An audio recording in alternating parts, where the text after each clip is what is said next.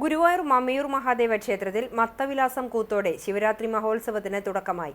കലാമണ്ഡലം രാമചാക്യാരുടെ നേതൃത്വത്തിൽ രാവിലെ സൂത്രധാരന്റെ പുറപ്പാടോടെയായിരുന്നു കൂത്തിന്റെ ആരംഭം. സൂത്രധാരന്റെ വേഷത്തിൽ കലാമണ്ഡലം സംഗീതും, മിഴാവിൽ രാമചന്ദ്രനും, പാട്ടിൽ ദേവി ഇരിങ്ങാലക്കുടയും, ഇടക്കയിൽ രാമചന്ദ്രമാരാരും പങ്കെടുത്തു.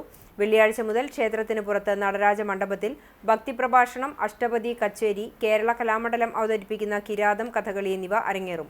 ശിവരാത്രി ദിവസം തന്ത്രി ചേന്നാസ് ദിനേശൻ നമ്പൂതിരിപ്പാടിന്റെ മുഖ്യ കാർമ്മികത്വത്തിൽ മഹാദേവനും മഹാവിഷ്ണുവിനും ലക്ഷാർച്ചന, മഹാദേവന് ഭസ്മാഭിഷേകം, PCC ഇളയതിന്റെ ഭക്തിപ്രഭാഷണം, നൃത്യങ്ങൾ, ഓട്ടൻതുള്ളൽ, തിരുനടയ്ക്കൽ പഞ്ചവാദ്യം, സമൂഹാർച്ചന എന്നിവ നടക്കും.